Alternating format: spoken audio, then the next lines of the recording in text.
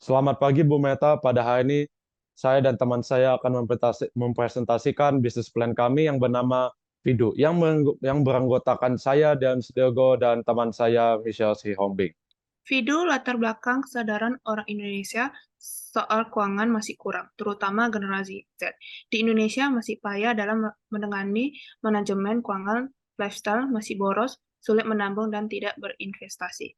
Generasi Z memerlukan literasi keuangan agar mendapat stabilitas ekonomi dan keuangan sehingga generasi muda yang well literate akan berpengaruh dalam menciptakan perekonomian negara yang lebih stabil dan memiliki persiapan untuk pensiun. Berikut ada deskripsi usaha sosial kami. Yang pertama, kami ingin membedakan mana kebutuhan dan keinginan. Tips untuk membuat kebutuhan utama dan kebutuhan sekunder agar meminimalkan keinginan utang. Nah, bagaimana caranya? Itu ada tidak berfoya-foya karena untuk mengikuti lifestyle saja. Agar terhindar dari utang dan siklus gaya lubang dan tetap lubang juga. Yang kedua, yaitu ada produktif terhadap peluang yang ada untuk dana darurat.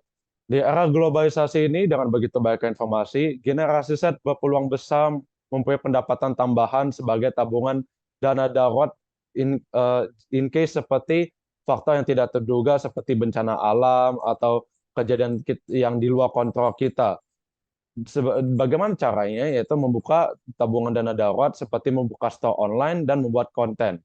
Yang ketiga, lakukan pencatatan pengeluaran dan pendapatan. Sistem efisien ini mudah dilakukan bagi remaja muda, terutama bagi generasi Z, untuk mengontrol seberapa besar pengeluaran dan pendapatan mereka agar mereka bisa menghindari gaya konsumtif yang berlebihan. Yang keempat adalah menabung dan investasi. Nah, kedua opsi ini penting untuk menjaga kesehatan finansial. Pada zaman dahulu, orang tua kita selalu berkata menabung, menabung, menabung, tetapi mereka tidak pernah berkata untuk berinvestasi. Pada zaman saat ini, menabung pun tidak cukup. Kita harus menabung dan investasi. Bagaimana caranya atau salah satu contohnya, yaitu bentuk rumah KPR dan pembelian saham. Yang kelima, pintar dalam memilih teman dan gaya hidup. Generasi saat ini jangan mudah tergoda dengan gaya hidup yang melebihi pendapatan yang daripada yang mereka miliki atau dana yang mereka miliki atau hanya seperti tadi yang saya katakan hanya untuk memilih gaya hidup untuk berfoya-foya saja. Fido, Financial Education berdiri di tahun 2023. Fido menyediakan edukasi dan jasa konsultasi kepada remaja dan dewasa muda untuk meningkatkan kesadaran akan finansial. Visi dan misi Fido adalah untuk membantu anak muda Indonesia untuk mewujudkan tujuan keuangan dengan inklusi, literasi, dan perencanaan keuangan. Alur proses konsultasi dengan JFP. Pertama, menetapkan tujuan keuangan. Tahap ini sangat penting agar rencana keuangan bisa sukses dijalankan. Kedua, financial planner memerlukan perkumpulan data dan informasi dari nasabah. Ketiga, perencanaan keuangan akan menganalisasi data nasabah yang sudah terkumpul, bisa menentukan target yang nasabah ingin capai. Keempat, mengembangkan suatu rencana untuk mencapai target. Kelima, menerapkan rencana financial planner bergantung jauh untuk melihat rencana keuangan nasabah. Keenam, memonitor rencana financial planner mengevaluasi rutin tiap 6 bulan atau setahun sekali. Evaluasi sangat penting apakah ada rencana yang perlu diubah atau perubahan kondisi si nasabah atau rencana keuangannya sudah efektif dijalankan. Pemasaran dilakukan melalui media sosial dan WOM target pasar remaja dan dewasa muda dengan segmentasi menengah ke bawah. Modal usaha didapatkan dari donasi baik, personal atau institusi pendidikan, kemudian pendapatan diambil 15% dari aset yang dikelola, pembagian 5% untuk pengusaha dan 10% untuk JFP. Belum ada perhitungan BEP karena belum ada tolak ukur aset. Nah, berikut ada dampak positif usaha sosial dari Vido. Yang pertama, dapat mengurangi angka pengangguran dan dapat mendapatkan keuntungan komersial. Yang kedua, meningkatkan pengetahuan perilaku ide kreatif dan kualitas Vido. Tentu banyak remaja yang sekarang ini bahkan orang tua pun yang tidak memiliki pengetahuan bahwa betapa pentingnya mereka untuk mengatur uang dan menjaga uang untuk hidup mereka sendiri. Karena jika mereka tidak menjaga uang tersebut, maka uang tersebut itu pun tidak akan menjaga mereka. Akhirnya Mereka bekerja dari muda sampai tua pun sampai dan tidak memiliki tabungan yang cukup untuk menghidupi diri mereka sendiri. Yang ketiga, tidak memerlukan transportasi atau eco-friendly. Tentu ini ada jelas mengingat emisi karbon di dunia ini yang udah lumayan tinggi belakangan ini. Video kita ini tidak memerlukan transportasi karena kita menggunakan media-media digital yang artinya kita eco-friendly. Yang keempat, pemerintah mengadakan pelatihan untuk membuka wawasan keuangan anak muda. Nah, anak muda sekarang sangat penting sekali untuk diajarkan bagaimana untuk cara mengatur, menjaga, dan menghasilkan uang. Kalau tidak, maka mereka akan menghadapi banyak tantangan finansial sepanjang umur hidup mereka. Yang kelima, gaya hidup berubah menjadi positif. Artinya, dalam konteks mengetahui paling tidak fundamental ya, cara menyimpan uang, berinvestasi, dan memberi uang. Yang keenam, secara internasional usaha sosial ini mendapat pengakuan dari luar negeri dan dapat ditiru oleh wirausaha di negara lain dan dapat menarik investor asing.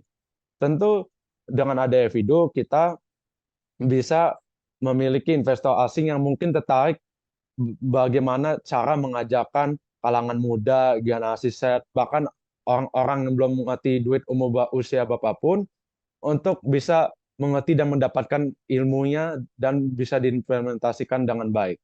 Mode bisnis yang kita gunakan adalah menggunakan tipe fee for service. Analisis pemasaran aspek demografi rentang usia dari 13 tahun sampai 25 tahun, jenis kelamin laki-laki dan perempuan, pendapatan dari 0 sampai 5 juta rupiah, pendidikan terakhir sekolah dasar serata 1, sumber penghasilan uang saku dari orang tua dan penghasilan pribadi. Status sosial menengah ke bawah, angka 5 juta rupiah merupakan pembulatan ke atas dari UMR di daerah Jakarta yaitu 4.900.798 rupiah. Menurut Lau Seredo 2022, aspek geografi digunakan untuk segmentasi pasar berdasarkan tempat mereka berada dalam hal ini melingkupi wilayah Jabodetabek. Analisis SWOT Street memiliki sertifikat financial planner dan ahli dalam bidang finance. Tarif yang dikenakan tergantung pada penghasilan setiap bulan atau jumlah dana. Menyediakan beberapa pilihan dalam program belajar finance di mana pembelajaran pajak. Semua materi dapat diakses di media sosial seperti IG dan website official. Witness memerlukan orang marketing dan pengelola media sosial. Diperlukan orang yang mengatur keuangan internal dan cash flow balancer. Opportunity bersikap sebagai CFP, memberikan saran tidak menyinggung dan tidak buat takut, mengoptimalkan network melalui universitas dan sekolah. Trade usaha masih tahap awal sehingga kesulitan memperhitungkan BEP, adanya perbankan dan lembaga keuangan yang menyediakan webinar secara konsisten tentang pengaturan keuangan dan gratis. Berikut adalah strategi pemasaran kita. Nah, strategi pemasaran kita ini dapat dilakukan melalui media sosial atau medsos dan WOM atau word of mouth. Nah, media sosial. Bagaimana caranya itu? Konten yang dibuat berkaitan dengan generasi Z tentang pemasaran finansial. Konten yang dibuat menarik perhatian Gen Z dan bisa melihat status keuangan melalui komentar.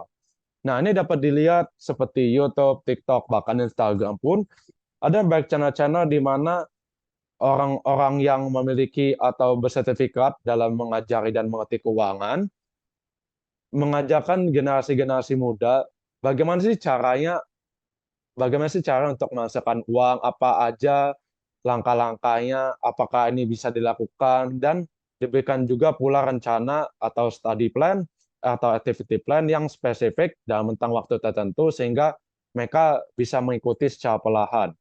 Meningkatkan engaging dengan meminta mereka untuk berkomentar atau bermain game dengan fitur yang disediakan. Nah, untuk meningkatkan engaging ini, untuk beberapa channel, baik pun YouTube, TikTok, atau Instagram tadi, mereka itu adakan live stream. Nah, kita itu akan mengadakan live stream untuk meminta mereka bisa berkomentar langsung. Nah, live stream ini bisa di ketiga app tersebut, di mana kita bisa melihat komentar orang secara langsung dan artinya kita bisa memberikan feedback pada saat itu juga.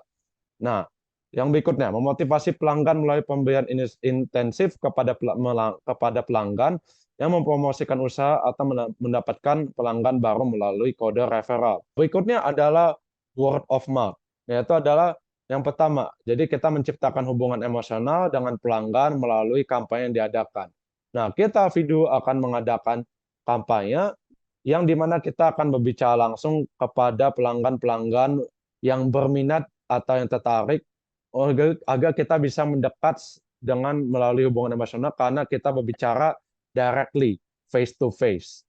Nah, yang kedua kita bisa menggunakan jasa influencer, itu tentu baik dilakukan oleh perusahaan asing juga dan perusahaan startup pun. Yang ketiga kita membuat acara di lingkungan sekolah dan universitas karena berdasarkan aspek target demografi kita tadi, kita akan membuat acara di lingkungan sekolah dan universitas untuk membuat anak-anak dan mahasiswa dan mahasiswi untuk aware bahwa uang itu penting. Yang keempat, kita bisa meminta feedback sehingga perusahaan bisa mengerti dan bisa mengerti keinginan dan kebutuhan pelanggan. Nah, kita akan membuat FAQ untuk istilah di perusahaan besar. Kita bisa membuat ini melalui media Google Form atau quiz dan beberapa fitur game yang tadi mungkin. Nah, kita bisa minta saran, kita bisa minta solusi, kita bisa minta ide bagaimana cara kita mengembangkan perusahaan kita, dari sisi manakah perusahaan kita bisa dikembangkan, oleh siapa kita harus berkolaborasi mungkin dan sesama startup lainnya atau perusahaan besar. Dan yang kelima, kita bisa menjaga hubungan baik dengan pelanggan. Strategi lain adalah melalui media cetak atau flyer seperti kertas panjang yang dilipat jadi panjang itu yang dapat dibagikan melalui institusi pendidikan. Berikut adalah bagian analisis operasi kami. Di bagian analisis operasi kami terdapat customer service dan marketing. Berikut adalah tugas dari customer service kami yang bisa terlihat pada slide. Berikutnya adalah tugas marketing kami tersebut. Aktivitas kunci dari kegiatan kewirausahaan sosial. 1. Menyusun dan mengaplikasikan strategi pemasaran oleh marketing melalui channel yang telah ditentukan, menggugah konten melalui Instagram, Twitter, dan Facebook, serta membagikan flyer secara personal atau melalui institusi. Marketing. Melakukan riset terhadap pasar dan calon pelanggan. Ketiga, melayani pelanggan dan memperkenalkan jasa yang ditawarkan. 4. Konsultasi dengan pelanggan mengenai perencanaan keuangan apa yang diinginkan. 5. Memantau perkembangan pelanggan. 6. Pembagian insentif kepada pelanggan yang membawa pelanggan lain. 7. Menerima dan mengolah feedback untuk kemajuan perusahaan dan pelanggan. Orang yang terlibat meliput 1. User, anak, dan dewasa muda. 2. Partner institusi pendidikan dan JFP. 3. Marketing pemasaran. 4. Customer service melayani pelanggan. Tim inti, Darren Sudirgo sebagai Chief Executive Officer, Adinda sebagai Chief Operation Officer, Ananda sebagai Chief Technology Officer, Rahardian sebagai Chief Marketing Officer, dan saya, Michelle Siobhan, sebagai Chief Financial Officer. Nah, berikut adalah cost structure dan revenue stream kita. Nah, jadi yang pertama ada cost structure kita. Cost structure kita akan membagi jadi di beberapa bagian. Bagian pertama itu adalah fasilitas penunjang. Nah, untuk bagian kedua kita ada biaya berkelanjutan. Ketiga kita ada biaya promosi. Nah, untuk yang keempat kita ada biaya penunjang. Untuk proyeksi pendapatan per tahunnya, pendapatan total kita diperoleh sejumlah 15% dari total aset yang dikelola dengan asumsi titik terendah 50.000 dari total 500.000 per tahun dan per tahun per orang. Pembagian 5% untuk pengusaha dan 10% lagi untuk CFP. Dan yang terakhir sebagai penutup adalah bisnis model Canva kami yang bisa terlihat pada slide tersebut. Sekian dari presentasi kami. Terima kasih.